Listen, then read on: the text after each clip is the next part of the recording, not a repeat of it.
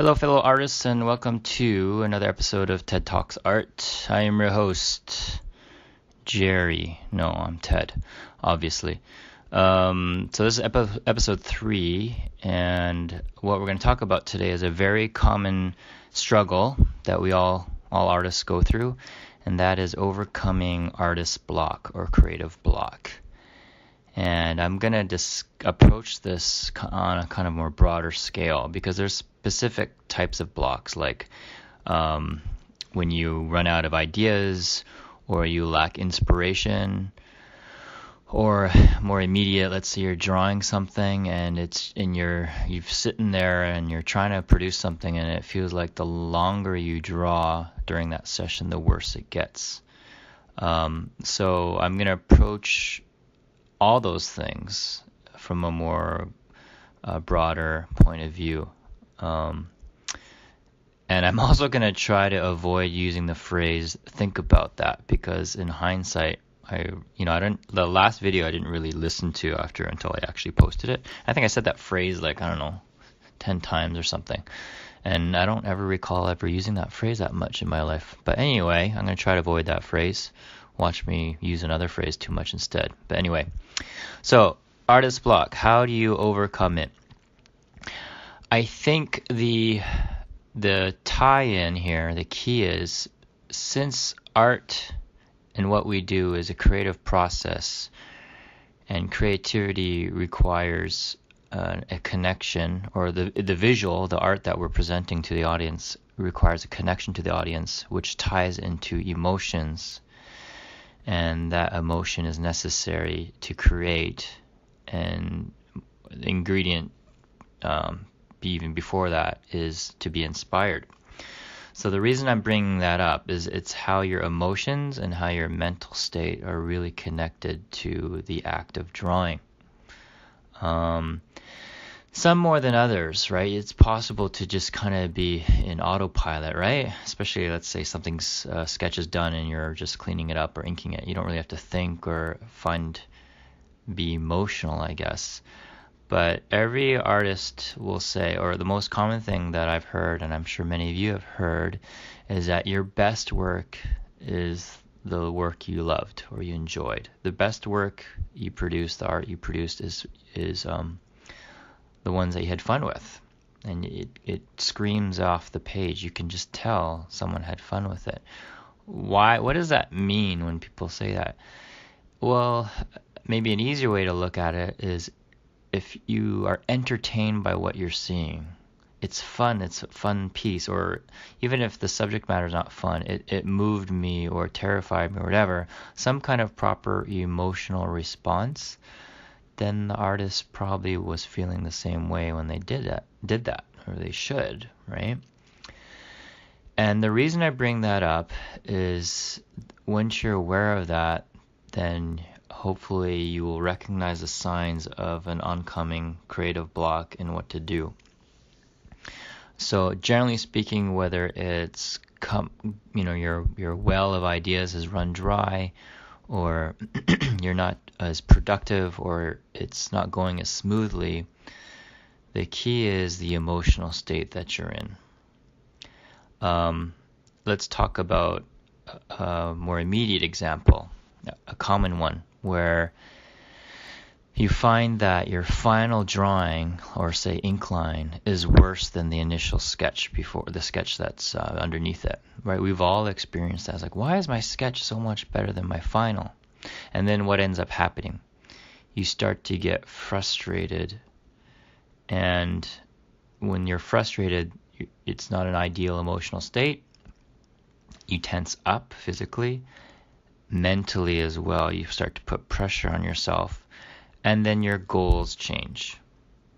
So more specifically, the reason a lot of times a sketch looks better or feels more fluid than your final drawing, and I've go through this as well, is because when you're sketching, the objective is that subject that you're drawing. You're not worried about cleaning up the line and making it perfect. It's, I'm having fun. In this case, you see the video that you're seeing is this robot that I drew. I'm enjoying sketching this robot. That's your priority at that moment. And there's no pressure there. Excuse me, because you're just enjoying the act of it, the process of drawing this thing out. What happens when you finish that sketch and you're now in this state of, I need to clean this up, I need to make the lines perfect, I need things to read well. It no longer is, the objective is, I'm having fun drawing this robot. It's, I need to concentrate on this one line that currently represents the upper corner of his shoulder. You see what I'm saying? That's usually the reason why drawings get stiff or doesn't look quite as good or as kinetic. It's that emotional, mental tie-in. So the key is, and actually let me back up a little bit, is, and when you're in that state of mind, you've now given yourself pressure, right? I was almost about to say that phrase. Think about that. Just caught myself. When you're sketching, you're relaxed. When you're in the mindset of, I'm enjoying drawing this robot or this mermaid or this tiger or dragon, whatever. Fill in the blank with that favorite thing you love to draw. You are in a relaxed state of mind and your emotions are positive because you're enjoying this. But the moment you go in quote unquote cleanup mode, tighten this thing up, then the enjoyment of, I'm having fun drawing this robot, is now taking a back seat. And it doesn't have to be a far down the line, but it's, the point I'm making is that it's now secondary to the goal of cleaning up this drawing. So the key is, still have the mindset of, I'm having fun drawing this robot. And actually, that should be the state of mind throughout the whole process. So when I'm laying down this gesture, I'm having fun drawing this robot. When I'm laying down the volumes or the geometry, I'm having fun enjoying this robot. When I'm sketching it out, I'm having fun enjoying this robot. When I'm cleaning up, I'm having fun. When I'm coloring it, I'm having fun. And what does that do? That, first of all, relaxes you. There's no pressure. And the whole point of why artists do what we do is love of drawing. Remember? We're passionate about drawing. But the moment that takes a back seat, that's where some of the creative and mental blocks can come in. Easier said than done, right? Because when you introduce other factors such as, oh, I have an assignment due, or a client needs this, and I need the money, and I'm really tired, and I don't have time to sleep, that's where it gets challenging. So if you kind of reflect upon those times where you were relaxed in doing a drawing and it turned out well, chances are that those other factors were not present, right? Especially if you're drawing just for your own personal time and it's not for school or it's not for a client, right? There's no pressure. The key is, though, to view it as it's not independent or impacted by those factors. It's in spite of those things, right? I tell students who want to pursue in particular concept art, especially in game development, movies as well, is the key is not only to be good, that goes without saying, but to perform well under tight deadlines. The pressure is always time, and I use the phrase time is the great equalizer. And the reason I say that is regardless of your skill set, regardless if you're like high-end AAA and Hollywood blockbuster films, or you're starting out and you're working on an indie or a startup project, that time is always the great equalizer. So the key is to turn that into good pressure where you perform even better. I like comparing it to Olympic athletes. It's fascinating. You watch the Olympics and you'll see these amazing athletes break their own personal record or break the world record or Olympic record, and they never did it before until that day. Why couldn't they do it during training? it's that pressure and that challenge and the excitement of performing in that competition and that setting. And instead of buckling under it and caving in, they own it, and it produces stellar results. It's like healthy competition, right? We don't need to be Olympians to experience that. If you're surrounded by other amazing, hardworking, passionate artists, it rubs off. Iron sharpens iron. It's the opposite as well. If you're in a stagnant environment or you don't have others around you, it can be a little trickier to be inspired. Okay? But the key is to stay relaxed. When you're relaxed, that's a way of handling whether pressure is there or not. And then that will help improve your state of mind, your mental well-being, and your emotional state. Now I can enjoy this. Okay? So that works for, like I said, that example of your sketch. You're struggling because your final drawing is not as good as your sketch. How about for more long-term or bigger challenges, such as I can't come up with ideas, or at that moment, or after you've been doing this for a while, it's like, oh, I feel stagnant in my creativity. I feel like I'm churning out the same sort of stuff. It's getting stale. Nothing's fresh. Again, I think the key or common ingredient to all of those is the emotional and mental state. And whether you are in a good place or not, the key is we always need fuel for inspiration, right? And for many of us, that inspiration is looking at other artists, looking at art books, movies, games. I do that as well. But it's also maybe a bigger component is your life experience, both past and present, whether or not they're directly related to that thing you're drawing. Okay, so let's say you have a mental block and you're trying to design a science fiction spacecraft or ship. Inspiration could be directly related material, like, oh, you're going to watch a science fiction film or look at a concept art book that's filled with all the sci-fi designs to inspire you.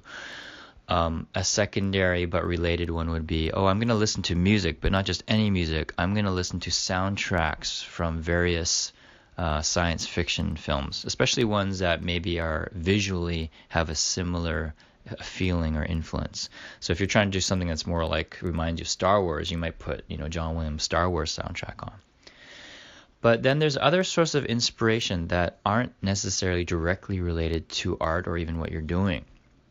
Right? Maybe you are in the mood for jazz music and it has nothing to do with your drawing. Right? But I think the key is a combination of getting inspired and relaxing.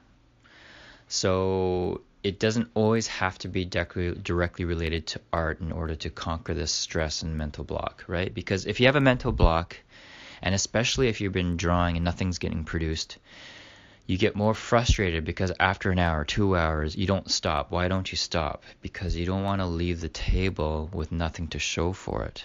But that's a death trap. Because again, you start to stress out, put even more pressure on you, you get more frustrated. That tires you out mentally and physically, and it's this spiral that goes downhill. So the key is do whatever it takes to relax. And the hardest part might actually be getting up and leaving the drawing table or your Cintiq, especially if you've been at it for like an hour or 2 hours. You got to stop yourself. You got to catch yourself. Like, don't force it, man. Just get up and take a break. Okay? And I think just as all of us have experienced that, I think we've all also experienced that moment where you come back and what you couldn't do in a couple hours, you did in like 20 minutes, and it's one of the best things you've done. Why did that happen? Because you're in the right state of mind, mentally and emotionally. So, excuse me. Other options, other things that you can do. Take a walk, get something to eat, work out, watch some TV or something, have a conversation with a loved one or a friend, whatever it takes. And it could be 10 minutes, it could be an hour. it may be something longer. You may need to take the day off and just not touch it if time allows anyway with your deadlines. But that's the key. Okay, so I mean, this is just my opinion, but I feel like I'm not alone in this. So whether it's very immediate and your inked line drawing isn't as good as your sketch, or you're in a dry spell with ideas, or in a more long-term crisis where you feel like you're in a rut and you feel like you're not as fresh, or you're losing some of that spark. I think it applies to all these different scenarios. We need to get inspired, and there's different both indirect and direct ways to get inspired, and that's also tied into finding a way to relax and then be in a more not only relaxed state of mind, but then that opens up to being able to enjoy something, right? Like if you things like taste aversion. Let's say you were very sick, and when you're sick and it changes your taste buds, and let's say while you were sick you had your favorite meal in the whole world, but it didn't taste very good. You might not enjoy that dish for the next little while, even after you're healthy again, because you associate that situation of being sick. We do that with memories and other things. You could pass by a cafe and you get all these warm, fuzzy feelings because that's where you had your first date with your special somebody. But that cafe can also, at some point, become a sore spot. Maybe that's the exact same cafe that she dumped you. And so now every time you pass it, you don't have these warm, fuzzy feelings anymore. This isn't any specific to me. That's never happened to me. But I'm just using it as an example. So don't read too much into it. But you get what I'm saying, right? So the key is to take some control over that and find ways to trigger those good things, those good feelings, peaceful state of mind, that sort of stuff. Okay? So just to recap, when you're facing some kind of mental block, creative block, artist block, we need to maybe step away. We need to find a way to relax. When we get relaxed, our mental and emotional state is more open to being inspired. Find source of inspiration, whether directly or indirectly related to what you're doing. Could be art, doesn't have to be. Okay? And then you're more ready to come back to the drawing board and get going. And underlying all that, the importance of enjoying the process, enjoying the act of drawing and doing art. Those are all tied together under that main umbrella. Okay? So I think that's pretty much what I wanted to say about that. Hopefully that helps some of you out there. Again, if you enjoyed this video and like to see more, don't forget to subscribe. And if you have specific topics that you want me to cover, just put it in the comment section. I'll see what I can do. All right, until next time, take care and keep on drawing. See ya.